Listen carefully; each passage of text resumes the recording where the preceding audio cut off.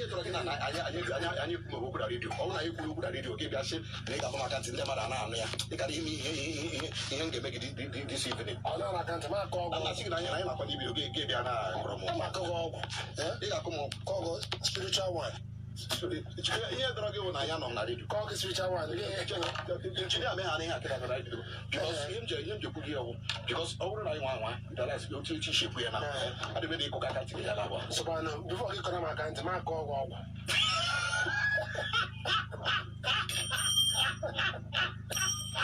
akpa nna ya n'ọnụ ya educhi bifo m akụọ ya aka ntị ọ pịala m ọgwụ anyị nọ life ndị mmadụ anụcha n'ihe ikwu anyị ebidola ndị mmadụ anọ na ya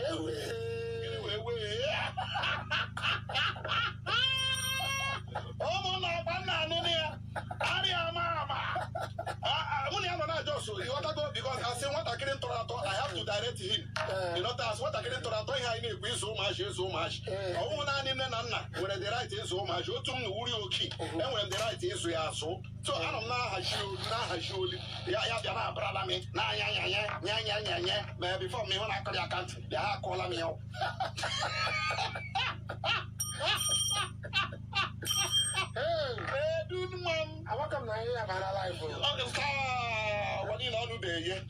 ụwa niile anụbulie ọ gbagbulu n'akụkọ ọshịrị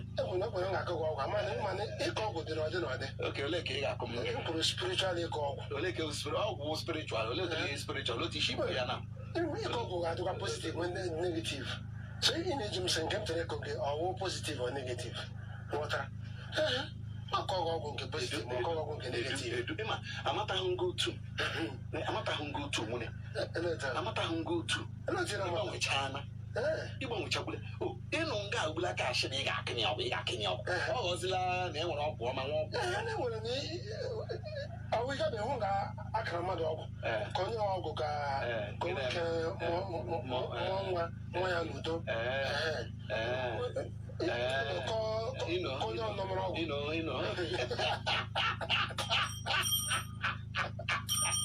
edu nwa m enyi mechara agbaziri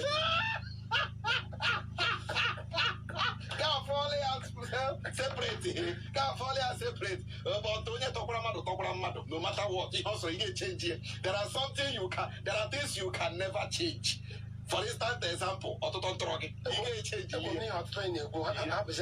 ihe udu mee ihe ọ chọrọ ka mụ na gị mee competition ahụ ọnụ ka anyị mee competition ahụ ọnụ at least gị rudu m ahụ ọnụ gụ gị hafụ otu hafị otu ka m marakwa ma ndị chọọchị aga ha bịa chọọchị ọzọ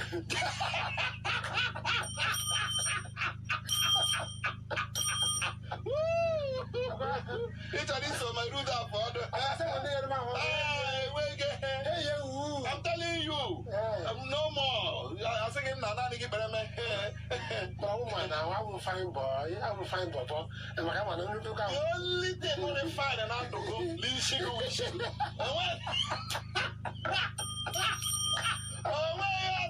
Rima, Dando, na Hugo, now who is Shigo? Ishigo de young anywhere, not a young because your head stood out. Ishigi preacher, who one them, one again.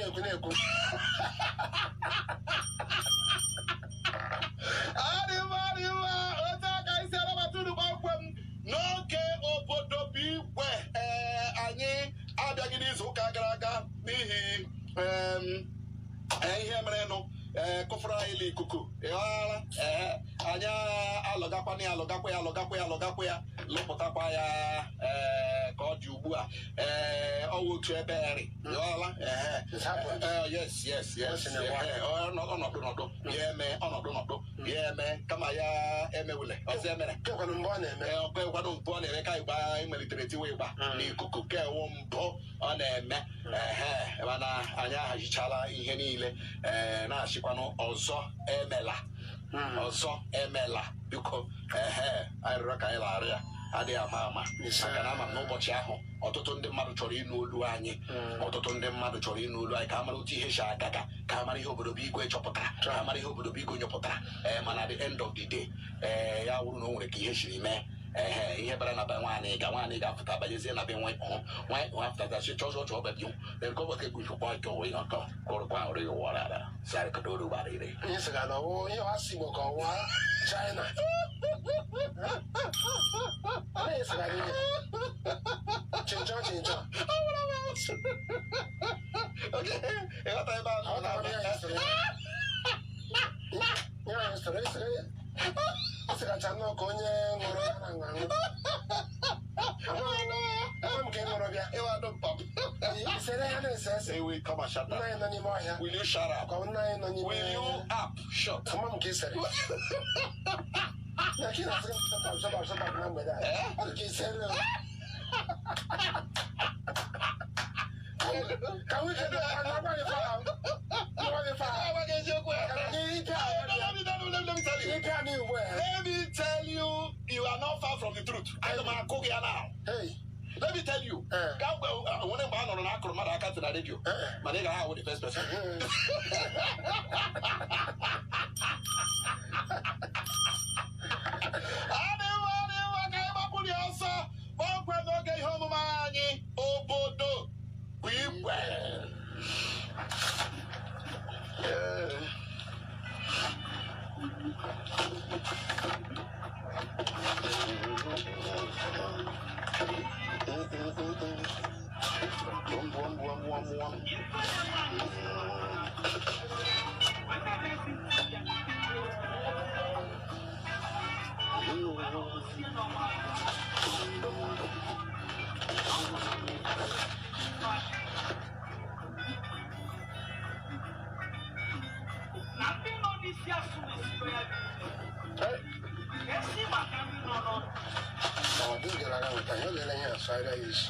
How's what is it?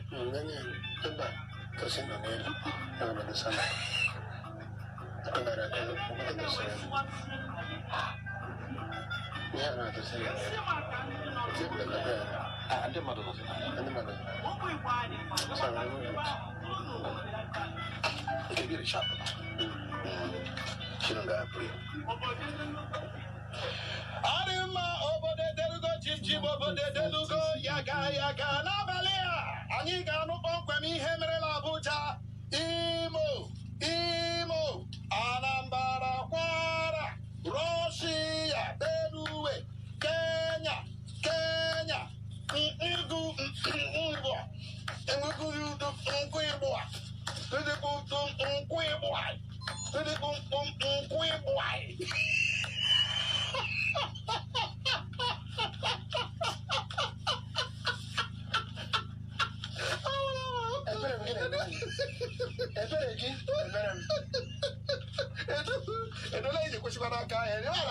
aka ahịa na-agụ bịara enye mmụrụ a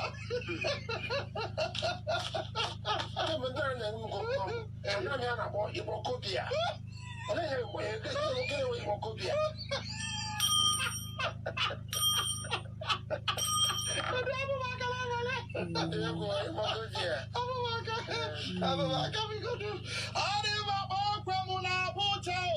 otu onye ọrụ civil defense akụjala ụmụnne ya ndị nwaanyị abụọ na Abuja. Obodo Igwe chọpụtara na Ezekiel onye ọrụ civil defense ji ụtarị pịajasa ụmụnne ya ndị nwaanyị abụọ Amarachi na Chidimma n'ihi na ha nwere ndị enyi nwoke a ka ụmụnne ya kwuru na-anara ha ekwentị ha agụ ozi taksi meseji ndị mmadụ na-ezibatara ha nke na ọhụ nke ndị enyi ha nwoke ozi datara ha ahụ ha na-anụ ụda ya. Chidimma dị afọ 25, Amarachi dị afọ 19. Ezekiel na-eji eriri waya apịa ụmụnne ya apịa dịka o merụchara ha ahụ. Ajụọ ya ọ sịra ihe awụ ihe gbasara ezinụlọ ha onye tile ọnụ.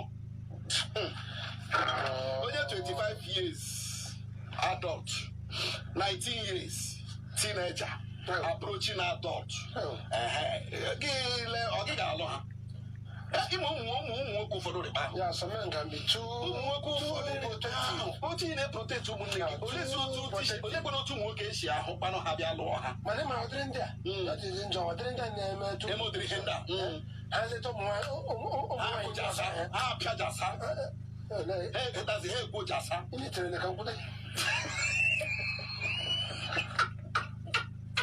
How can this female be not ready? It's not. Come to be chilling. You would have been so.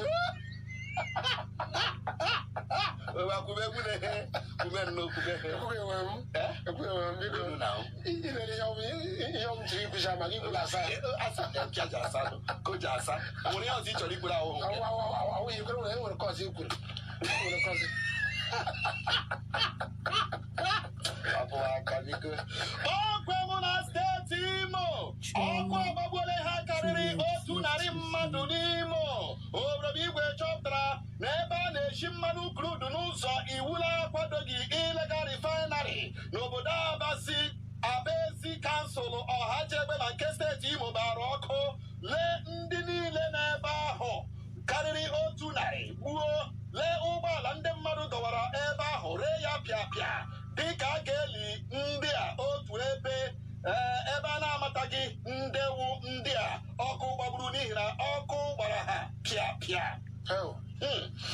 Gịhụ ndị a unyi isi ha gịhụ isi ha na-achacha prapraprapraprapra ya wụ ihe ọkụ erelere ụbụrụ isi rechasị ụtụtụ isi nweghị ike ịhụ ma ị gaghị da ama ị gaghị da ama. Onwe ndị eke nọ na-agba ọsọ ọkụ ere ha ka ha nọ na-agba ọsọ, onwe ndị eke gbachara n'ime ọhịa ọkụ erecha ha mana anyị nọ na-ekwu okwu illegal refinery a.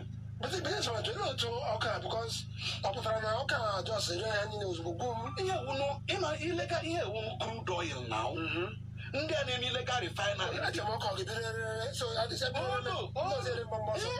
ọwụrụ otu ọwụ ihe ewu is a field even ime izu ụkwụ n'ala crude oil na ya imetụ aka n'ahụ osisi crude oil na ya imetụ aka n'ebe ọbụla crude oil na ya ịma ananụ otu afọ elu na-eche ebe otu aka ihe niile nwe onye lara ndụ ọ pụtara ezigbo ọsọ onye lara ịma anyị nọ na-ekwu ya oil bunkering ọchịchị steeti Imo akpa ọwụta ka ekpuwere ihe anyị emechaala chiri eme program oil bunkering na-akarịara o nwere mgbe ndị Ọhajegbe mabara ndị o nwere rịpọtụ ha ji bịa nga a na-ekwu ụgwọ mgbe ha gbukwere ndị amị gbukwere ndị oke ụmụ okorobịa gbukwere ndị amị gbukwe ụmụ okorobịa na Ọhajegbe ọya ka m na-agwa gị ọ ihe most of the youths n'ebe ahụ na-arụ. Why? Because even the security agents are into oil bunkering in Imo State. Oh yes, even the security agents are into oil bunkering. Ha mara na nke ahụ they cannot deny it.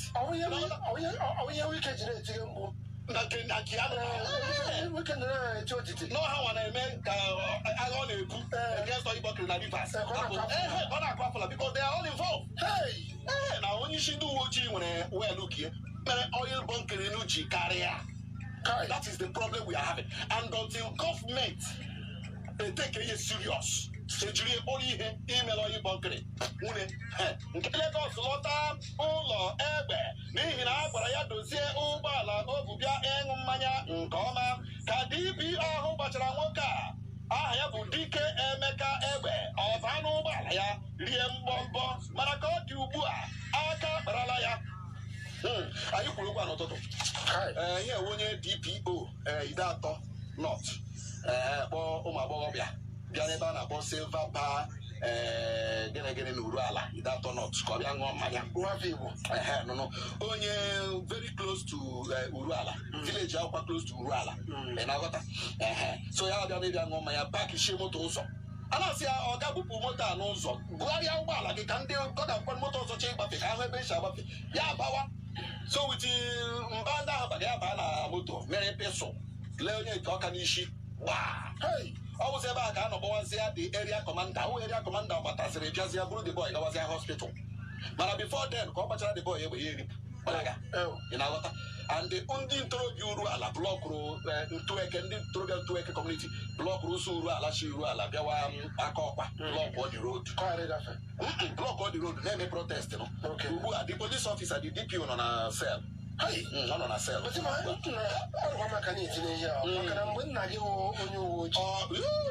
ị ga-adị ahụ egbe n'aka nna m ọya ka m na-agwa ihe ndị a ịghọtala ụmụ nwaanyị abụọ ọlọkwala nwaanyị onye wu senior officer open something onye wu national representative ịghọtago ihere anaghị eme ụfọdụ ị maka nwere ka nwere mgbafara nwere na nwunye along the road ọfụrụ n'ime ha eke nwa ala nwaanyị ha akwụsị nwaanyị ya na-anara nọmba na-anara ya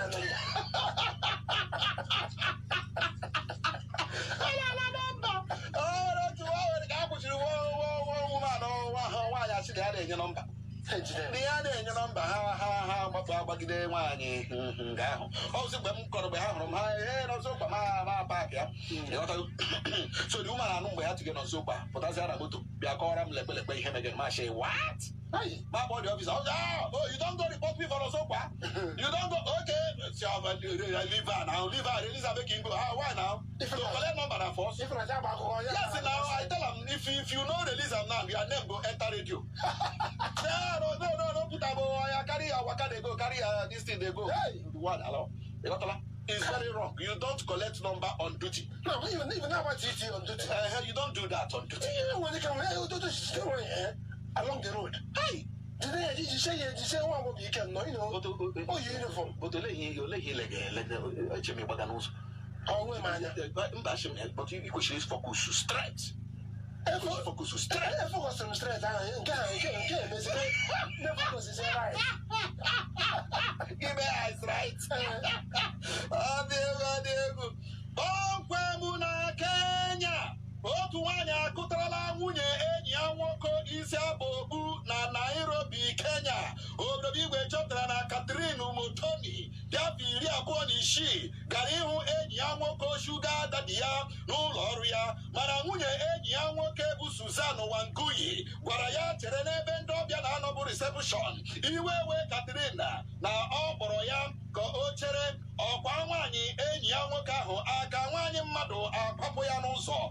Nwaanyị ahụ azụọ ike n'ala dịka ọ bara ịhụ enyi ya nwoke n'ime ụlọ ọrụ ya, mana iwe were enyi ya nwoke maka aka ọ gbara nwaanyị ya dịka enyi ya nwoke nwụchiri ebe ahụ kpọzie ndị uwe ojii ka a na-ekwu ya ugbu a. Okwu a nọ n'ụlọ ikpe mba Kenya. You cannot treat my wife like that. Say wetin happen. Mana o nwere ụmụ nwoke ndị ọ ga-ahụ ha bawara nwaanyị ha.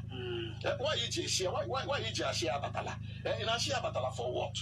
Olee otu ị ga-esi mara na onye ahụ nke okwe iwe anya n'ụlọ ọrụ di m gị chọrọ kwa ya bịa ma na-asị gị chere ya na ibe enwetara m ebere si gị chere ya na ebe ekpechiri ibido nga pịama gị aka ntị kwapụ gị from the office. Ma na-asị gị chere ego di chere ka anya na mmadụ nọkọ gị kwara m kwatuo m nọrọ n'ebie na-aba owebe ya madụla aga ahụ nwaleke. Ọ dị ma kpọmkwem na Benue otu nwoke enyela enyi ya nwaanyị isi tinyere di ya na nri na Benue. Obodo igwe chọpụtara na Teva Ukaya nyere Seusese nwunye Peter bụ enyi ya nwaanyị isi tụnyere di ya na nri ka ọ nwụọ ka ha hụ ụzọ rie ụwa. Rie ụwa, that is iri ụwa. Nweta ihe a na-akpọ wọtọ. Ịghọtala dasị iri ụwa adịghị mmadụ sị gị na ị na-erizi ụwa n'ọnụ o meniri na ị na-erizi wọtọ ihe o meniri. Iri ụwa dị n'ụdị o dipendịrị ebe that is na o nyere nwaanyị dis guy ihe anụ nshi tinyere na nri di ka di ya nwụọ ka ahụzi ụzọ ihe ụwa wọtọ. That is wọtọ.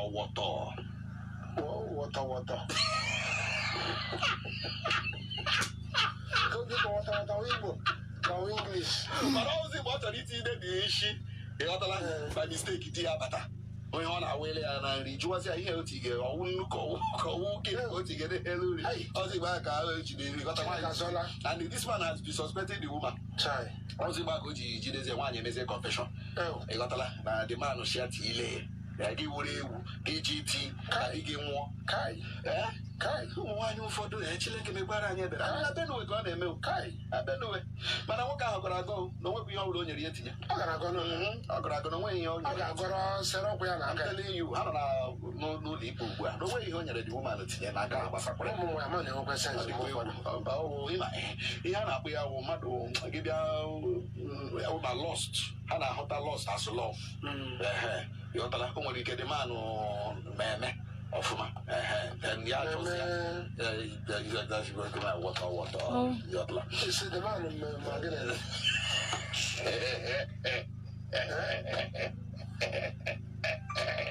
No, you go in. You go down what I got.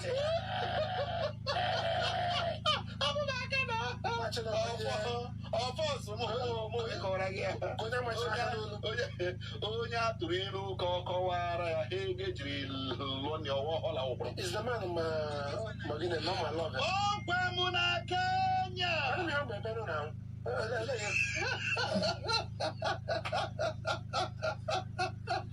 Otu nwoke ego olu ụmụ nwoke.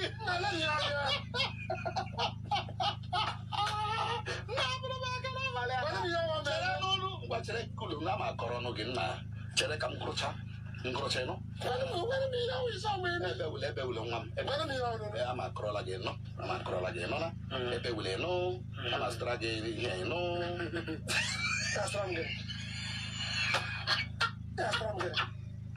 bọbọ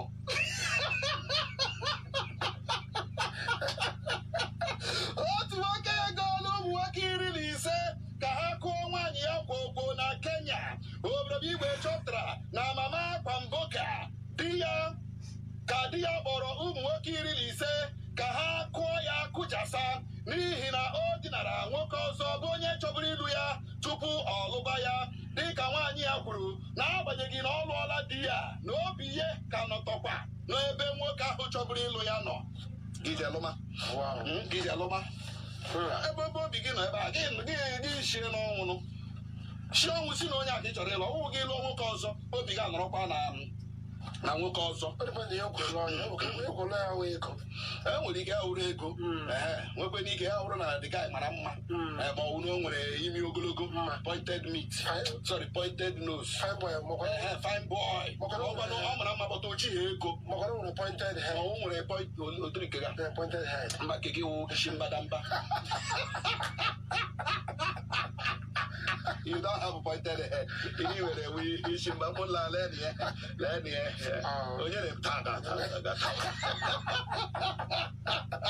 Okwebu na Anambra.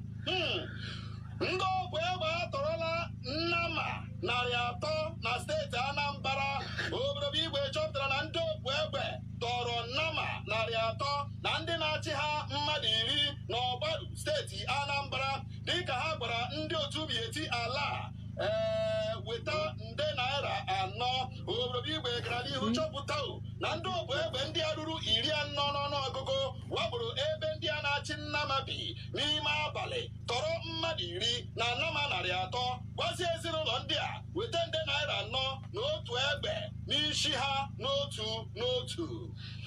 Mana anyị nwetara akụkọ na ndị uwe ojii achọtara ebe edowere nakwa ndị a na ha iwenere onwe ha na steeti Anambra. Anyị achọghị ụdịrị akụkọ ma otu. Ọkwa bụ na Kwara anwụchiela otu nwoke bụ isi mmadụ nakwa aka mmadụ na Kwara. Obodo igwe chọpụtara na Wasiu Omoroshe dị afọ 53 na Kambi Ibrahim dị afọ 32 ka ndị uwe ojii nwụchiri kpịchịkọm ka ha bụ isi mmadụ na aka mmadụ ọbara akara agụchi n'ime ihe ha tinyere n'ime akpa buru ya n'ọgba tumtum. Mgbe ndị uwe ojii kwụsịrị ha nyoba anya n'akpa hụ ihe juru ha anya, dịka ha chọpụtara na ọ bụ nwa agbọghọbịa ntakịrị ka ha gburu. Bere anụ ahụ ya ndị a ebugara ya otu nwoke onye ọgwụ ego nọ na kansụl Ifelodon nke steeti Kwara. Enwere ike na jụọ ndị ego ole dismanụ si na ọ ga-enye ha 50,000. 50,000 egbuo mmadụ because of 50,000. Egbuo mmadụ because of onwe ndị na-egburi because of 20,000. I'm telling you. Onwe ndị ga-asị gị just chọtara ya isi mmadụ ka enye gị 20,000. A full human being gbuo because of 20,000. Ọgwụ na Russia. Otu nwata nwaanyị adabala na nsogbu maka ịgba egwu nhịgharị ukwu twerking na Russia. Obodo igwe chọpụtara na Tonge Ziba dị afọ 21 nwafọ mba Zambia na-agụ akwụkwọ na mba Russia adabala n'ite nsogbu ka ọ gbachara egwu nhịgharị ukwu twerking zipụ ya n'ọba ozi Instagram ndị ndu mba Russia ahụ ya n'ihi na ọ bụ ịda iwu ịgba egwu nwere ike ime nwoke ya chọwa ihe ọ ga-eri ka ọ dị nwata nwa agbọghọbịa arịọla ndị Russia gbaghara ya maka ekwughiere ugwu twerking ahụ ọ gbara. Eleke nwoke achọrọ ihe ọ ga-eri. That's it from twerking now. Ọdịmanya wụ twerking. Ka nwoke ga-achọ ihe ọ ga-eri. Ịma ihe wụ twerking ka a na-akpọ ya ihe ahụ ma ụmụ agbọghọbịa na-agba. Twerking abịa ha na-ahịgharị ukwu. Cheki ukwu ha jee. Mba shaking ukwu ize ndị mmanya ihe agbara mgbe ahụ twisting egwu Twerk for me na. twerking n'ọhịa ka m na-agwa gị twerking ahụ ndị mmanya ha gbara ya mgbe ihe a na-akpọ ya egwu ọkụ twist ihe a na-akpọ mgbe ahụ twist egwu ọkụ twist egwu ọkụ egwu ukwu ọkụ ịghọtala Ọwegwu a na-akpọ agbachi nkuru nwa. olu ka ehụrụ iche nke iwu ka naanị ukwu gị bụ ihe ga na-esheki naanị ya onweghị ebe ọzọ gara esheki ọ naanị ebe anaghị agba ya na Russia anaghị atara anyị na Russia ihe a niile ị na-ahụ ụmụaka uwe ha twerk ya ha eti na Facebook Anaghị ha na Nigeria. ọ ya ka m gwagana gị you cannot try it because ime ya na Russia you are trying to tell a man to go and eat and it is wrong. Eat food. Yes, eat food. Eat food will Eat food. It is very wrong. eat food and your job. Eat food, not food. Eleke food.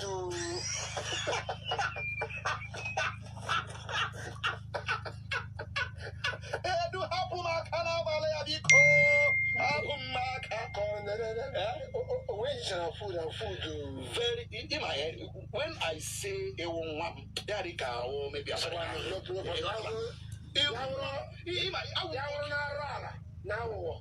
I chọrọ ka m kụshisere gị.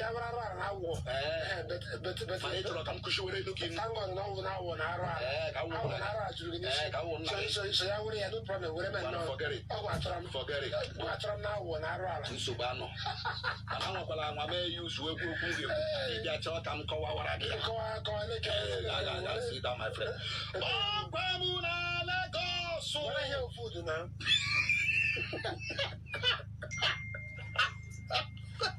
Ọgwa m na Lagos.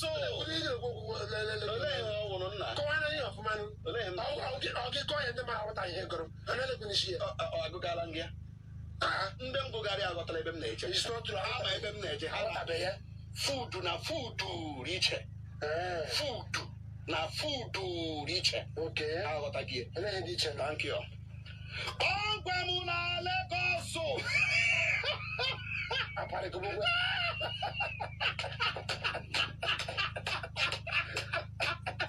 Don't worry. I mean, they talk about so Mama, you need to go to one more in there and I'm going to Facebook. No, Nigeria has no law now.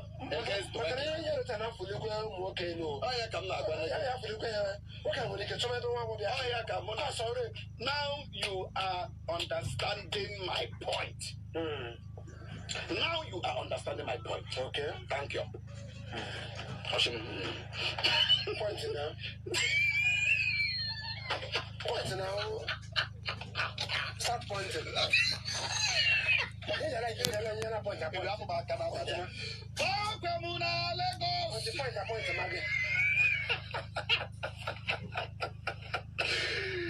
Otu nwoke chọrọ ịpịgbu nne ya na Lagos ka aka kpara.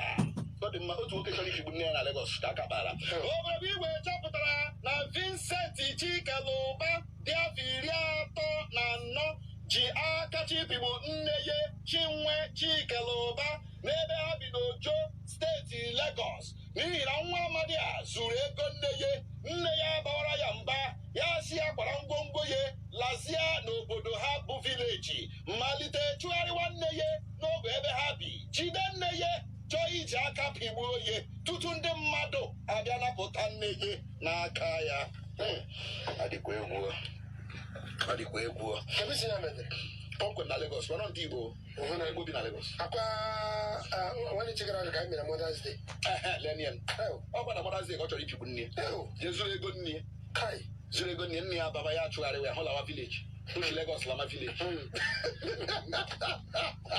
Hey, Revaraga.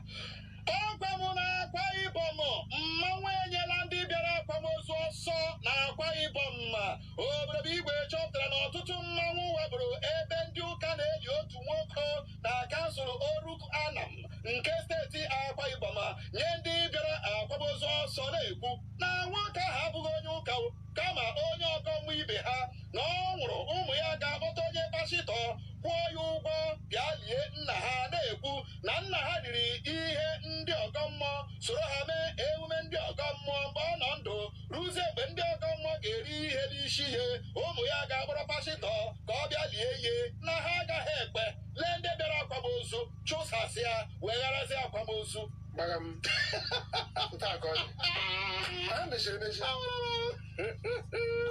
obe mara aga akwadobere oke ịma nwe ndị na-eme nna ha ga-anọgide na akọ mmụọ nọgide na amaala nọgide na amaala nọgide na amaala mgbe ọ ga-anwụ eji kpọta pastọ eji ha ya pastọ kwụọ ya ụgwọ ka ọ bịa mee eberi a mgbe ozi ndị ọgọ mmụọ ndị oriri ihe ha na-ebiwazi onye ọbụla ga-echekwa a ga-eri ka gị bịazi eje kpọrọ pastọ gị bụ isi ya bịa mee for what eme ndị mmọnwụ na-agbalịala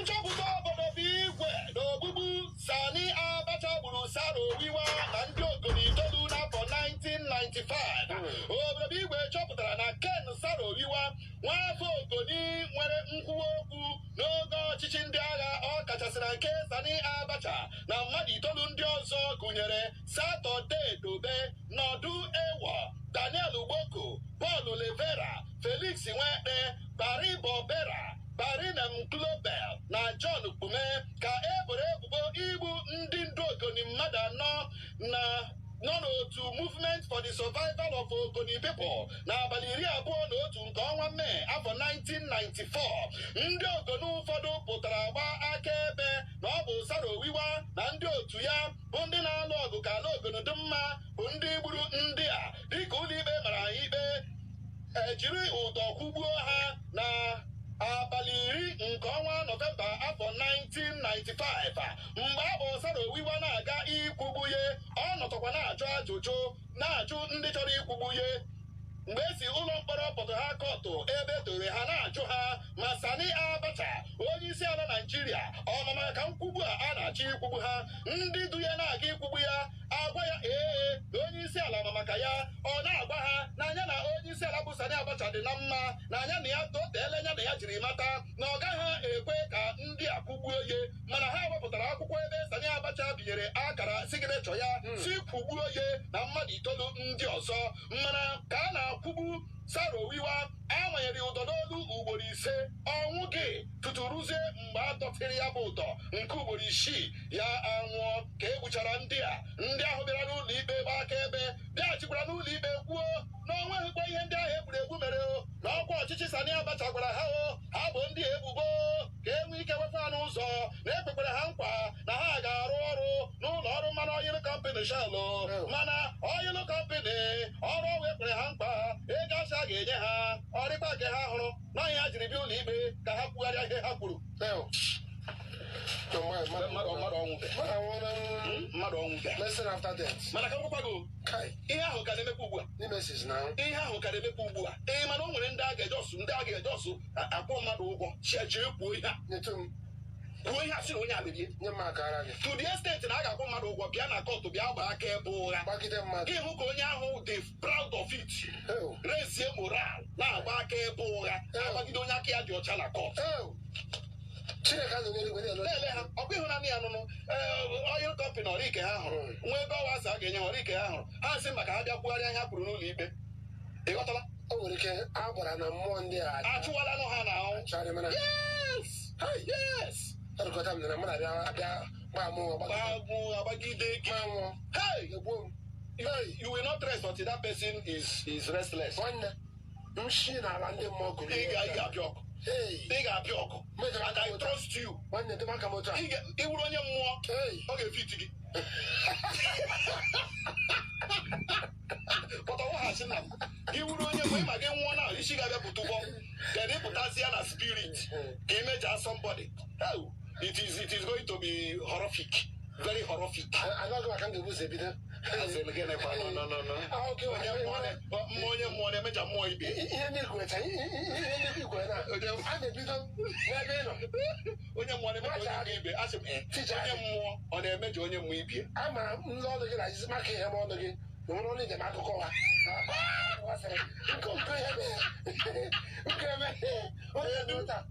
Okay.